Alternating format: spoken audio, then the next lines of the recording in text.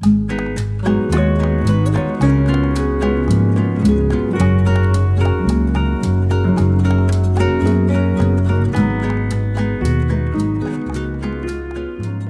now I am preparing my meal. Yeah, I have this rice cooking. Oops. I'm thinking of eating this tuna, but I actually have eggs inside here. Another thing is I have this butter chicken, 13.2. This morning I checked the battery and it was 13.4. This butter chicken is actually cheap, $3.50. It's frozen, defrosted now. It's actually 10 minutes in the microwave if it is frozen, but yeah, it already defrosted, so 3 minutes is enough. Yeah, there are some pieces of chicken, but I also have eggs here.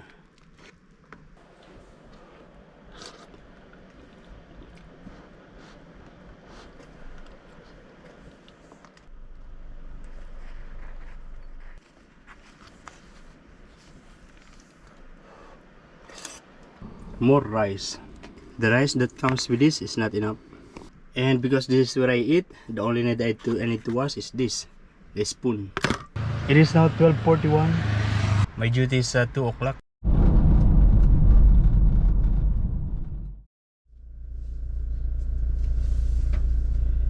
Yo, good morning guys.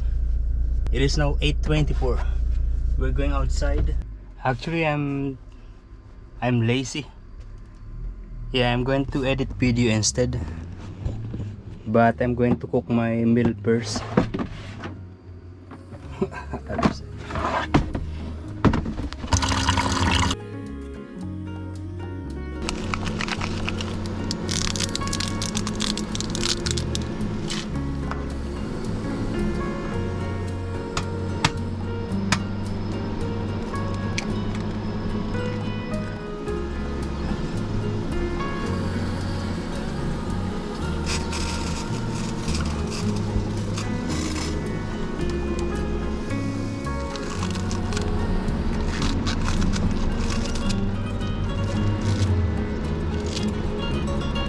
Okay, this is enough.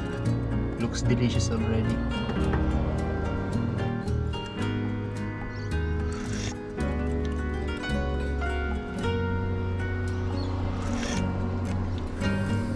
Awesome. Approved to Filipino taste.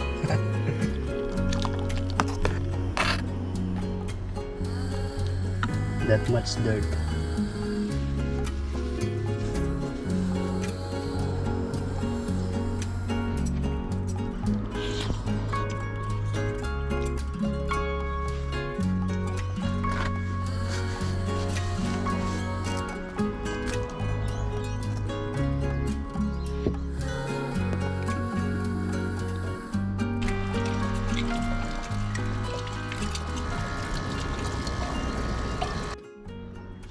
Oh, look at that. There is one nice Suzuki Jimny. Yeah, and it's clean. Looks like it is properly taken care of. Wow.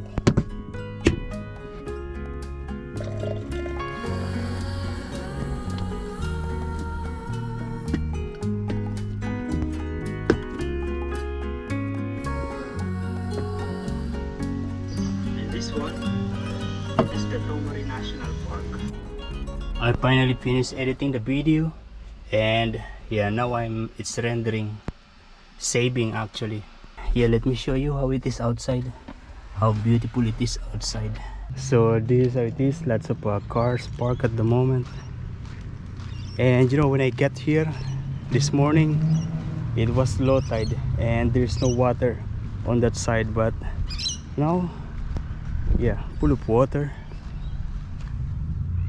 Yeah, been beautiful for the previous days, previous weeks.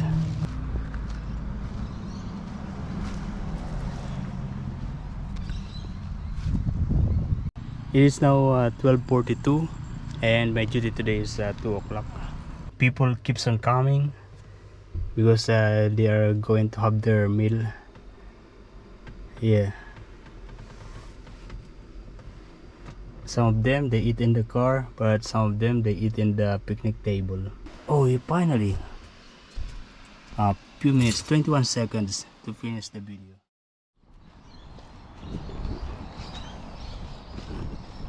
Yo, good morning guys. Yeah, at the moment we are here in the Tomari Sports Complex. Yeah, and if you see that one, that is the Tubugan Hill, where this is like a kind of roller coaster. Yeah, Tubugan, that one. And this is the sports complex.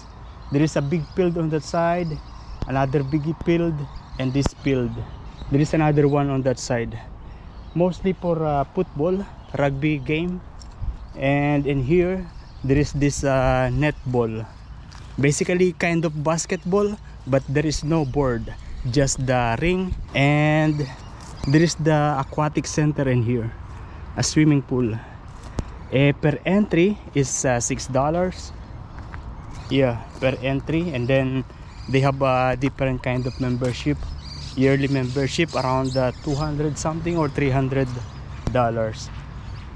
Yeah, so what I did today is I did running in the field, in the oval. Did some push-ups and kind of timing running, you know, timing running, what do you call that? I don't remember. Yeah, and I'm thinking of yeah, to enter for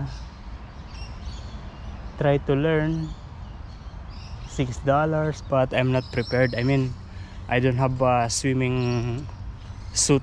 I have just regular shirt. Also, maybe the water is cold. I don't know if the water is controlled temperature. There is free parking in here. Yeah, and mostly who parks here are the students, because that on that side is the Tomari National High School. So these are the prices. Single membership for 12 months is $399.55. Yeah, I'm really tempted. 3 or 4 days ago, I went swimming to the beach. I tried, but yeah, it's difficult. First, because it is cold. Second, I don't really know how to swim. I have an idea how to do that, but I can't execute because cold. There are some people at the moment. There is also a lifeguard. We'll see, maybe tomorrow or in the coming days. Actually, I'm still going to the gym later, but just for a little workout, because I already did some workout in here. Also, I need to take a shower. And now let's go to eat in the restaurant today, even if I am working. And we are now here in the Salamander Bay Shopping Square. Yeah, this is like about 3 or 4 minutes drive from the Tomari Sports Complex. And now we're going to eat. We're going to eat in the restaurant or buy something, I don't know. Let's see. I don't know what I like to eat. At the moment, the only open is the grocery, maybe food court also. Oh, I was tempted to get one of these, but it's just $30. But no, I don't want to spend for clothing. Oh, I end up here in the grocery and I am getting this. Yeah, regular price of this 6 pieces scone is $6. Now just for 20. It is going to expire tomorrow. Looks like it is going to rain today. Yeah, the sky is covered with heavy clouds. And I actually received a message from Inigo, because Inigo is on like a lieu day, like a 5 or 6 days, or maybe 1 week or more. Yeah, he said to me that he is in Blue Mountain. He is doing hiking and he is by himself. And you know, he said that he is doing something like that by himself. Yeah, he usually don't do that. He usually always go with somebody, with a friend, with someone, but this time by himself. And I'm happy for him for doing that, because you know, there are some people who can't do things by themselves, like eating in the restaurant, going out in public. Yeah, I remember, yeah, John, he told me before, because me and John, we are working in the same restaurant. Also, we live in the same apartment in Dubai. And yeah, he always go out with the friends. He always asking someone to go with him to buy something, you know.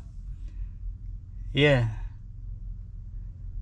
But yeah, when he came here in Australia, he said he was able to do things like eating in a restaurant by himself, going out by himself. Yeah. People changes other people. Places changes people. Events changes people. Yeah, life changes people. And now I'm excited to eat this. This is not very healthy, as you can see. Health rating 1.5.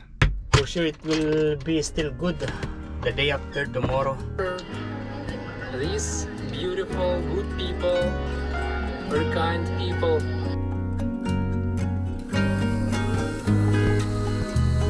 It is now 11:43.